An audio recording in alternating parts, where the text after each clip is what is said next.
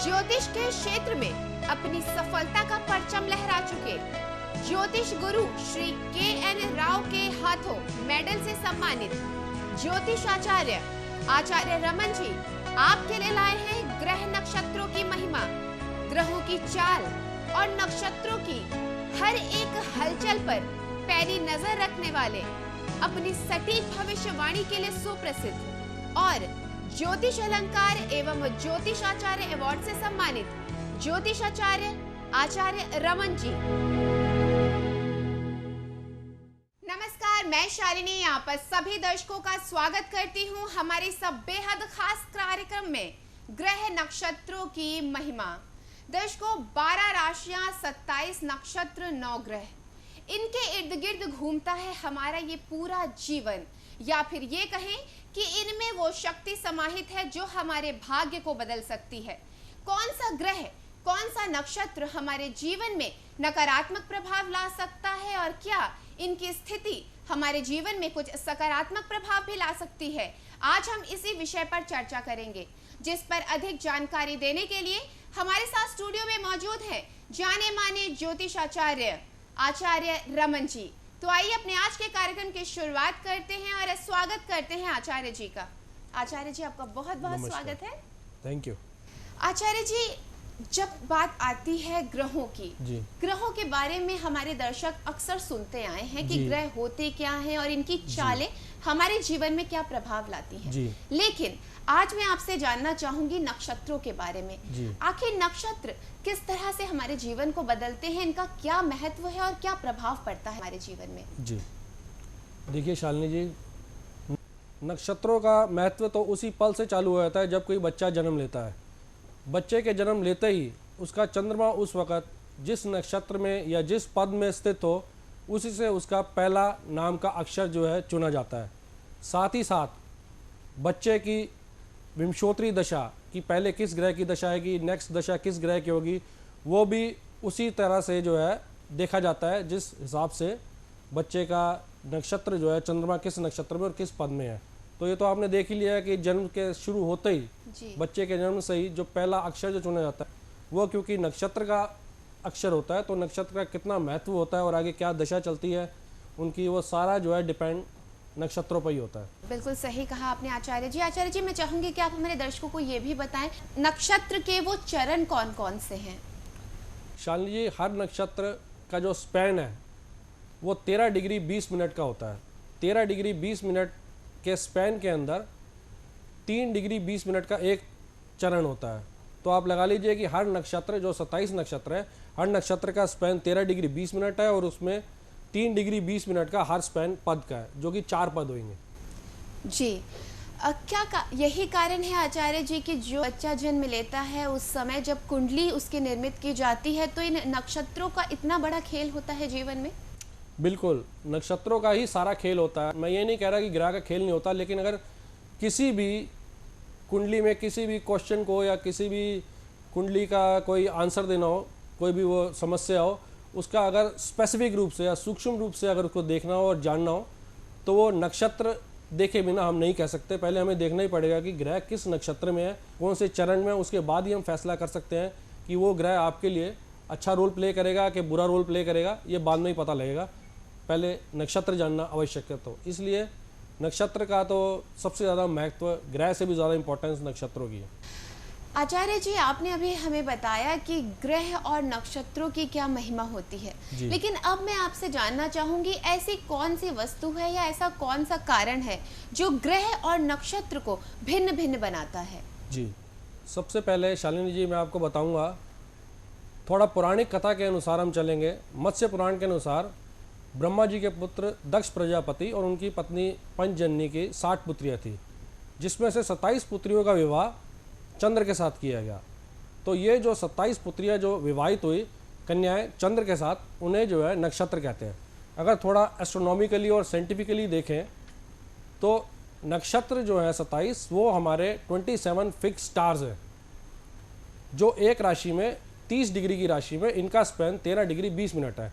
अगर हम एग्जाम्पल लेके चलें, अगर मेष राशि लेके चलें, अगर मेष राशि 30 डिग्री की है तो उसमें पहले 13 डिग्री 20 मिनट अश्विनी नक्षत्र का स्पैन है जो कि केतु का नक्षत्र है। नेक्स्ट 13 डिग्री 20 मिनट भरनी नक्षत्र के अंडर आता है जो वीनस का नक्षत्र है, और शेष 3 डिग्री 20 मिनट सूर्य के नक्षत्र कृतिका नक्षत्र के अंडर आता है। जैसे मैंने आपको बताया कि एक मेष राशि में तीन अलग अलग नक्षत्रों की वजह से 3 अलग ग्रहों का प्रभाव है, केतु का, वीनस का और साथ में सन का।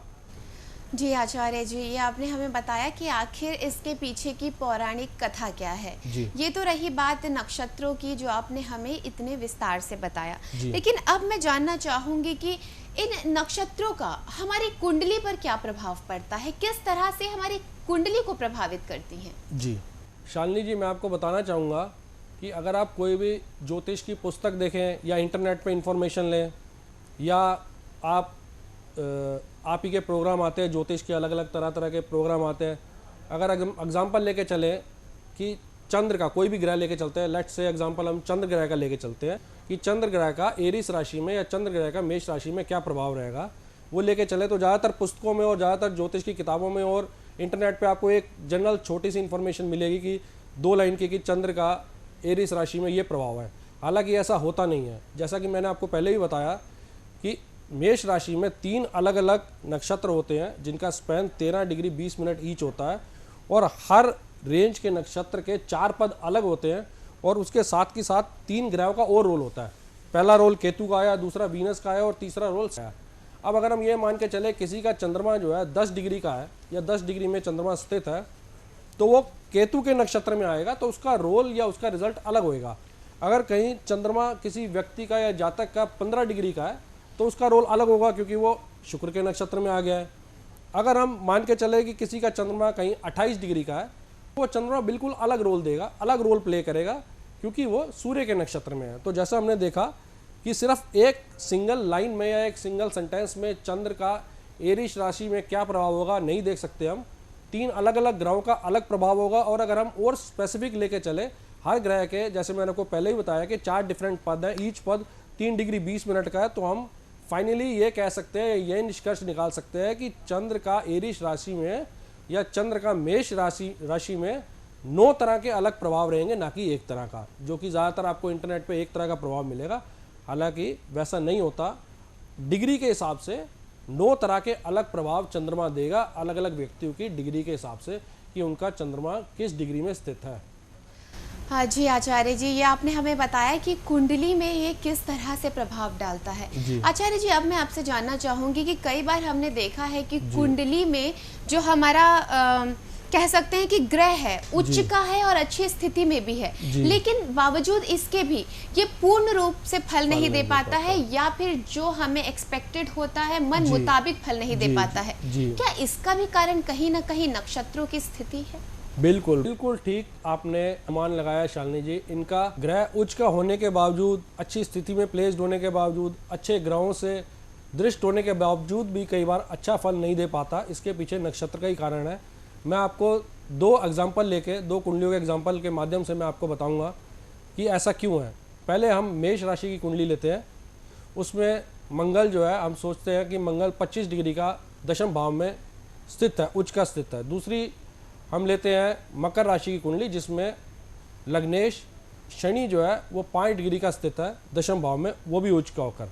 अब कहने को तो दोनों कुंडलियों में लग्नेश दशम भाव में स्थित है और उच्च का है, तो रिजल्ट एकदम दोनों के अच्छे आने चाहिए और सही आने चाहिए, लेकिन ऐसा होता नहीं है। अगर हम थोड़ा सा सूक्ष्म रूप से या डिटेल में देखने की कोशिश करें तो हमें पता लगेगा, क्योंकि मंगल 25 डिग्री का वहाँ पे बैठा हुआ है 10वें भाग में, वो अपने ही नक्षत्र में है, यानी मंगल अपने धनिष्ठा नक्षत्र में है, जो कि मंगल का खुद का नक्षत्र है, तो वो ज़्यादा पावरफुल जो है रिजल्ट देगा।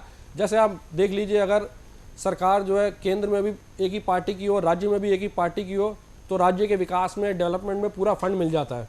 अगर हम मकर राशि की बात करें, जिसमें भी शनि उच्च का बैठा है, लेकिन वो 5 डिग्री के होने के कारण वो चित्रा नक्षत्र में है, जो कि मंगल का नक्षत्र है। आप सभी जानते हैं कि मंगल की मेष राशि में शनि नीच का हो जाता है, यानी अगर दूसरे तरीके से कहा जाए तो मंगल शनि का डेबिलिटेशन लॉर्ड भी है।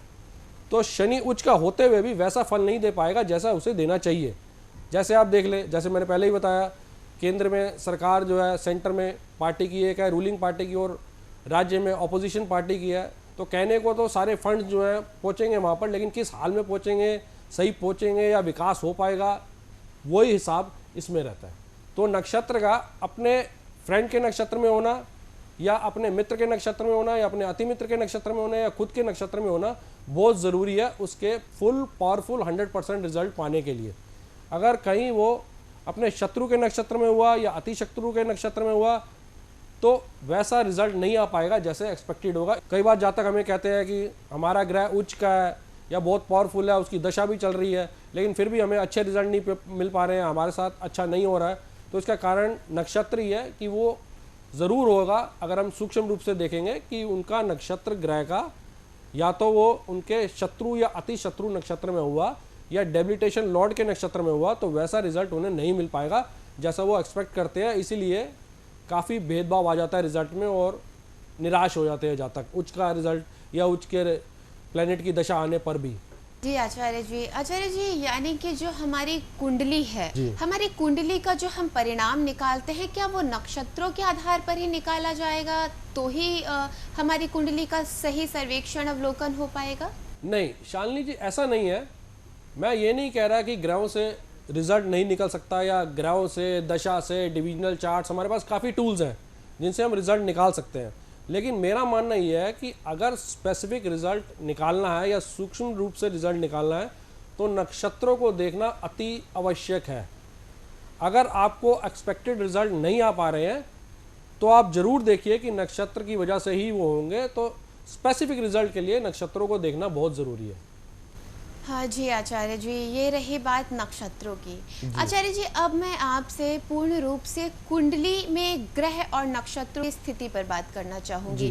ग्रह मान लीजिए उच्च का है और हमारे उच्च का ग्रह होने के बावजूद भी जैसा आपने बताया कि वो फलित इसलिए नहीं हमें दे पाता है परिणाम क्योंकि नक्षत्रों की स्थिति के कारण। यानी कि हम ये कहें कि नक्षत्र जो है वो हमारी कुंडली पर वर्चस्व करके रखते हैं। बिल्कुल, नक्षत्र आप ये देख लीजिए, अगर ग्रह आपकी बॉडी है, इंसानी बॉडी है, तो नक्षत्र उसका सोल है। तो असली रिजल्ट जो है तभी पता लगता है जब सोल अच्छी हो, बॉडी अच्छी होने से फर्क नहीं पड़ता। तो नक्षत्र बहुत बहुत ज़रूरी है और उनका अवलोकन करना और उनकी देखना किसी भी रिजल्ट को जानने से पहले बहुत ज़रूरी है। दर्शकों, यहाँ एक बार फिर आपको बताना चाहूंगी, आप देख रहे हैं हमारा बेहद खास कार्यक्रम ग्रह नक्षत्र की महिमा, जहां आज हम चर्चा कर रहे हैं कि ग्रह और नक्षत्र किस तरह से आपके जीवन को प्रभावित करती हैं और आखिर इन नक्षत्रों का और ग्रहों का खेल होता क्या है, जिस पर जानकारी देने के लिए हमारे साथ स्टूडियो में मौजूद हैं जाने माने ज्योतिषाचार्य आचार्य रमन जी। तो आइए अपनी इस चर्चा को आगे बढ़ाते हैं और मन में उठ रहे कई सारे प्रश्नों का जवाब प्राप्त करते हैं। आचार्य जी, मैं अब आपसे एक बार फिर जानना चाहूंगी, हमारी कुंडली में कई प्रकार के दोष लगे होते हैं। काल सर्प दोष ले लीजिए, और भी कई प्रकार के दोष होते हैं, पितृ दोष होते हैं, कहते हैं कि मूल नक्षत्रों में बच्चों का जन्म हुआ है। ये जो दोष होते हैं ये भी नक्षत्रों के कारण ही लगते हैं? बिल्कुल, जैसे आपने बताया कि गण मूल का दोष लगा होता है। गण मूल तभी होता है अगर बच्चे का जन्म कहीं मरकरी के 3 नक्षत्रों में या केतु के 3 नक्षत्रों में हो, तो ये 6 नक्षत्रों में अगर कहीं बच्चे का जन्म हो तो वह गण मूल के नक्षत्र होते हैं। ऐसे ही पितृदोष या बाकी दोषों की बात करें, ग्रह स्थिति से भी देख के हम दोष बता सकते हैं। जैसे पितृदोष है, 9th हाउस देखेंगे हम, अगर वहाँ पे राहु बैठा है और जुपिटर का एस्पेक्ट है तो पितृदोष नहीं होएगा, लेकिन राहु बैठा है मैलेफिक प्लैनेट के साथ है तो पितृदोष होएगा। ग्रहों से भी हम देख सकते हैं, लेकिन अगर उनके बारे में कोई रिजल्ट निकालना है या उनका निदान करना है समस्या का, तो नक्षत्र देखने बहुत ज़रूरी है। पता तो आपको जनरल कुंडली देख के भी पता लग जाएगा कि ये दोष जो है पितृदोष या गणमूल दोष या कोई भी दोष किस वजह से है। जी आचार्य जी, बहुत ही आपने हमारे दर्शकों को महत्वपूर्ण जानकारी दी। अब मैं आपसे एक अगला प्रश्न करना चाहूंगी। जब बात हमारी कुंडली निर्माण की होती है, उसमें हम ग्रह नक्षत्रों की स्थिति को देखकर कोई भी ज्योतिषाचार्य हमें बताता है कि आखिर हमारे जीवन में होने वाला क्या है। मैं यहाँ आपसे जानना चाहूंगी, मान लीजिए जब हमें किसी ज्योतिष ने बताया कि अब हमारी कुंडली में मान लीजिए काल सर्प दोष है और आपको इसका निवारण प्राप्त कराना है, तो हम उसके लिए जो भी उपासना करते हैं, पूजा पाठ कराते हैं अपने उस दोष को शांत कराने के लिए, तो क्या हम ऐसी स्थिति में सिर्फ और सिर्फ उस पूजा के दौरान हम अपने नक्षत्रों का ध्यान रखते हैं या फिर ग्रहों का भी उतना ही महत्व पड़ता है?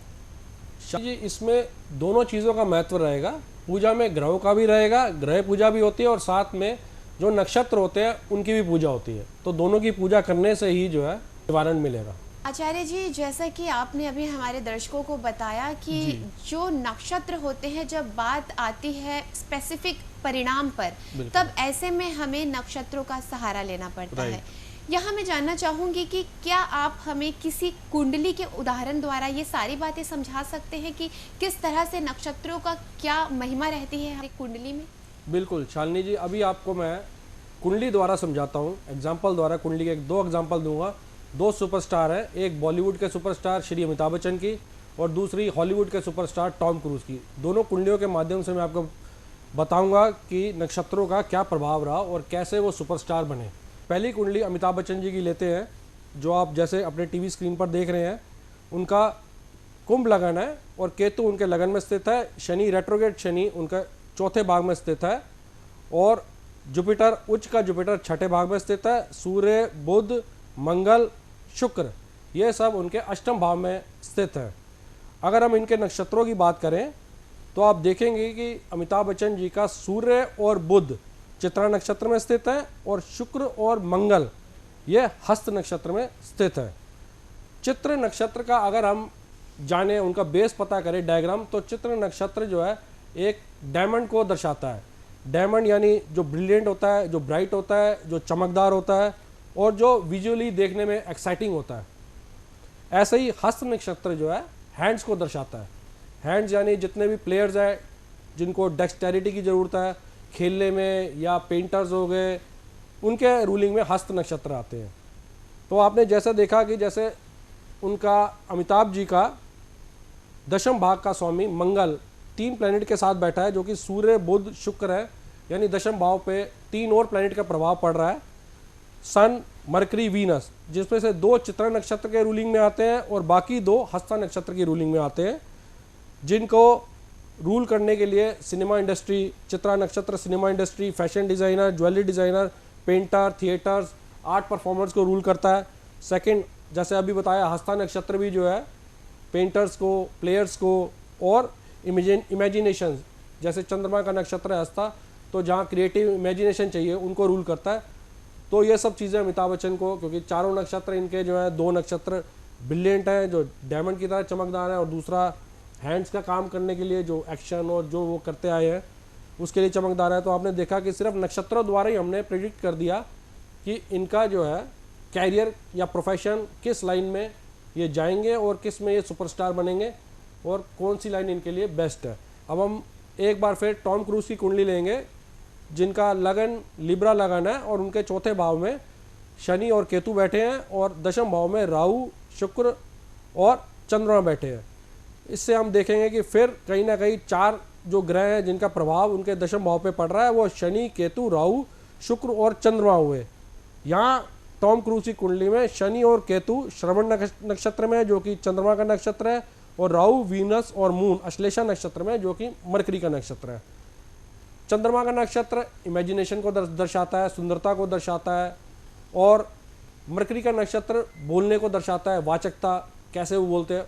और थिएटर आर्टिस्ट हो, चाहे वो एक्टर हो, दोनों चीज़ों की ज़रूरत चाहिए उसको। सुंदरता की भी आवश्यकता है और बोलने के लिए मरकरी की भी आवश्यकता है, जो डायलॉग डिलीवरी वो करते हैं। और साथ के साथ ये अश्लेषा और श्रवण नक्षत्र बहुत अच्छे लेवल के चार्मर्स बनाते हैं, लोगों को जो पसंद आता है। बहुत अच्छी ब्यूटीफुल स्माइल होती है, जैसे टॉम क्रूज की हमने देखी। और ये भी दोनों एंटरटेनमेंट इंडस्ट्री को रूल करते हैं। तो इस हिसाब से आपने देखा कि सिर्फ नक्षत्रों द्वारा ही हमने दोनों के कैरियर को, प्रोफेशन को हमने देख लिया बेसिक। इसका मतलब ये नहीं है कि ग्रह को नहीं देखना चाहिए, लेकिन अगर सूक्ष्म रूप से देखना है तो हमें नक्षत्रों को अवश्य ही देख लेना चाहिए। आपने बेहद सुंदरता के साथ हमारे दर्शकों को बताया कि जब हम दर्शकों बात करते हैं ग्रह और नक्षत्र की, जब बात आती है सूक्ष्म परिणामों की, तो ऐसे में नक्षत्रों का हमारे जीवन में वाकई में क्या महत्व होता है और कितनी गंभीरता के साथ वो हमारे जीवन में अपना वर्चस्व करती हैं, ये तो अब आपको समझ ही आ गया होगा जब हमने चर्चा की 2 ऐसे हस्तियों की कुंडली की जो विश्व विख्यात हैं, जिनका परचम इस पूरी दुनिया में लहरा रहा है। आचार्य जी, जब हम नक्षत्रों की बात करते हैं, आपने बेहद सुंदरता के साथ बताया। अब मैं आपसे ये जानना चाहूँगी जब हम ग्रह की बात करते हैं, जी ये तो रही नक्षत्रों द्वारा जानकारी देना, जी क्या ग्रह जो होते हैं ये हमें सिर्फ ऊपर की जानकारियां दे पाते हैं, यानी जब हमें परत दर परत जाना पड़ता है ऐसे में नक्षत्रों की आवश्यकता अति महत्वपूर्ण है? नहीं, ऐसा नहीं है। अगर हम प्रॉपर तरीके से कुंडली का, किसी भी कुंडली का विमोचन करें तो हम जानेंगे कि ग्रहों से भी हमें काफ़ी कुछ पता लग जाता है, लेकिन उसके साथ हमें कई चीज़ें देखनी ज़रूरी हैं। जैसे लेट से हम अगर प्रोफेशन की बात करें तो हमें लगन कुंडली के साथ साथ कि ग्रह लगन कुंडली में किस स्थिति में बैठे, उसके साथ साथ हमें देखना ज़रूरी है कि दशमांश में D10 में वो किस हिसाब से बैठे हैं, नवांश में उन प्लैनेट की जो दशमेश है उसकी डिग्निटी क्या है, वो स्ट्रांग है, षटबल में वो पावरफुल है, दशा किस प्लैनेट की चल रही है। तो 4-5 चीज़ें जब तक हम नहीं देखेंगे मेनली, तब तक हम कुंडली का स्पेसिफिक विमोचन या रिजल्ट नहीं निकाल सकते। वो हम ग्रह से भी निकाल सकते हैं और नक्षत्र से भी निकाल सकते हैं, लेकिन फिर भी मैं कहूँगा कि अगर फिर भी रिजल्ट नहीं आता, कई बार ऐसा होता है कि आप जातक को कहते हैं कि आप ये कर रहे हैं, आगे ये करें, जातक कहता है कि नहीं मैं तो इस लाइन में, मेरा प्रोफेशन ये है, तो हमें नक्षत्र को देख लेना चाहिए कि कहीं नक्षत्र तो कारण नहीं है। हम उन्हें बता रहे हैं कि वो डॉक्टर है और अगर कहीं वो जो है कह रहा है कि मेरी बेसिक इंजीनियरिंग फील्ड में जाना चाहता हूँ, तो हमें नक्षत्र देख लेना। जब बात करियर की आती है जी। तो क्या हमें कोई भी करियर में कदम रखने से पहले, अपने लिए कोई भी एक कार्य क्षेत्र चुनने से पहले ये जान लेना चाहिए कि हमारे नक्षत्र के अनुसार वो कितना सही होगा, आगे हमें उसमें सफलता प्राप्त होगी या नहीं? शालिनी जी, आपने बिल्कुल बहुत ही इम्पोर्टेंट क्वेश्चन पूछा है। देखिए, सबसे पहले तो आपका इंटरेस्ट किस फील्ड में है, आपका पैशन किस लाइन में है, वो जानना तो अति आवश्यक है ही है। अगर कोई मेडिकल कर रहा हो और मैं उसे कहूँ कि आप MBA करो, तो ऐसा तो हो नहीं सकता। सबसे पहले देखना चाहिए कि आपकी पढ़ाई, कैरियर से पहले सबसे पहले पढ़ाई को देखना चाहिए, जिसके लिए D24 चार्ट चतुर्विंशांशा बहुत ज़रूरी है। D24 चार्ट से हमें पता लगता है कि किसी भी बच्चे का कैरियर जो है किस फील्ड में अच्छा रहेगा, क्या वो इंजीनियरिंग फील्ड में अच्छा करेगा या मेडिकल फील्ड में अच्छा करेगा या जर्नलिस्ट अच्छा बनेगा या TV पर्सनैलिटी अच्छा बनेगा, चाहे वो कोई भी कैरियर हो, तो उसको उसी हिसाब से पढ़ाई चालू कर देनी चाहिए। जब वो उस फील्ड में पढ़ाई चालू करेगा उसी हिसाब से उसका आगे कैरियर बनेगा, ना कि कोई बच्चा आप कहे कि पढ़ाई तो वो इंजीनियरिंग की कर रहा हो और आगे चल के वो कहे कि मैं तो डॉक्टर बनना चाहता हूँ या CA बनना चाहता हूँ। ऐसा नहीं होता। अगर CA बनना है तो उसको पहले BCom करनी ही पड़ेगी। तो पहले हम शुरू से देखेंगे, पहले D24 चार्ट से हमें देख के पहले हम पता करेंगे कि बच्चा जो है क्या पढ़ाई करे, उसके लिए कौन सी पढ़ाई रहेगी। फिर जब वो पढ़ाई करके आगे बढ़ेगा तो उसी कैरियर में उसके लिए कौन से कैरियर अच्छे रहेंगे, वो चॉइस देख के हमें फैसला करना चाहिए। जी आचार्य जी, आपने बेहद सुंदरता के साथ हमें बताया। आज जाकर वाकई में हमारे दर्शकों को भी समझ आया होगा कि जब हम अपने करियर को चुनते हैं, ऐसे में हमें अपनी कुंडली तो पहले से उसका अवलोकन करा लेना चाहिए। दर्शकों, आज आचार्य रमन जी ने हमें बताया कि ग्रह और नक्षत्र हमारे जीवन में क्या स्थान रखते हैं, और जब बात करियर की आती है, ऐसे में भी नक्षत्रों का हमारे जीवन में क्या महत्व है। यहाँ आचार्य जी, मैं आपसे जानना चाहूँगी, जैसा कि हम सभी जानते हैं हमारी भारतीय सभ्यता में हम कहें तो मनुष्य एक कदम भी बिना एस्ट्रोलॉजी के, बिना ज्योतिष शास्त्र के चलता ही नहीं है। हमारे यहाँ जो भी मांगलिक कार्य होते हैं, ऐसे में हम सबसे पहले किसका सहारा लेते हैं? ज्योतिष का। क्या मुहूर्त है या नहीं है, शादी की भी जब बात आती है, ऐसे में हम यही देखते हैं कि लड़का लड़की की कुंडली कितनी मिल रही है, कितना नहीं। यानी कि कह सकते हैं हर मांगलिक कार्य के पीछे हमारा जो सर्वप्रथम होता है, हमारे मस्तिष्क में बात आती है, किसी ज्योतिष से पहले हम परामर्श ले लें। क्या ऐसा विदेशों में भी है? क्योंकि हमने सुना है कि आप विदेशों में भी ऐसी वर्कशॉप्स देते रहते हैं, आपसे कई दूसरे मूल के लोग भी जुड़े हुए हैं, तो आप हमारे दर्शकों को उसके बारे में कुछ बताएं। बहुत अच्छा सवाल पूछा आपने शालिनी जी। 2011 में मैं पिछले वर्ष 2 महीने के लिए मॉस्को गया था, वहाँ मैंने अपना ऑफिस खोल रखा है। वहाँ पे भी लोग जो हैं बिल्कुल कुंडली और ग्रह नक्षत्र को मानते हैं।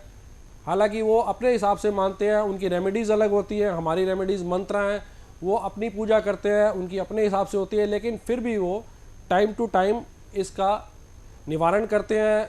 और जो भी समस्या इनसे आती हैं ग्रह नक्षत्रों के द्वारा, उनको जो जो समस्या आ रही होती हैं उनका वो पूर्ण रूप से निवारण करते हैं, लेकिन पूजा और रेमेडीज़ अलग अलग होती हैं, बाकी वो सारा मानते हैं। और मैं तो ये कहूँगा कि हमारे यहाँ से कहीं ज़्यादा वो मानते हैं। जी आचार्य जी, यानी कि हमें कह सकते हैं कि अब जो हमारा ज्योतिष शास्त्र था वो कहीं ना कहीं विदेशों तक पहुंच चुका है, और शायद यही कारण है कि आपने अब चाहा है कि आप ज्योतिष की क्लासेस बच्चों को दे सकें।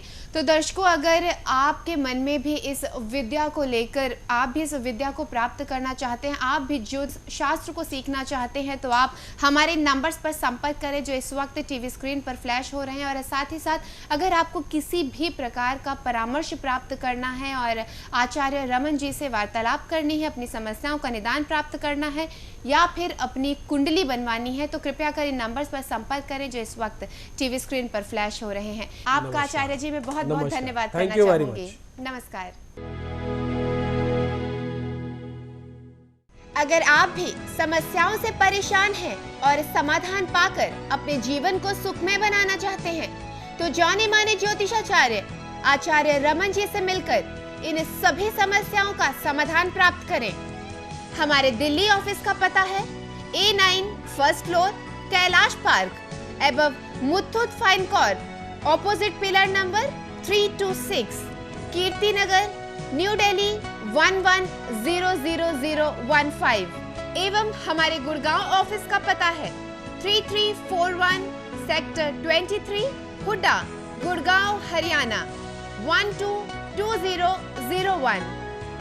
हमारे कॉन्टैक्ट नंबर्स हैं 09911351351, 08130201201। हमारी वेबसाइट है www.theindianastrologer.com।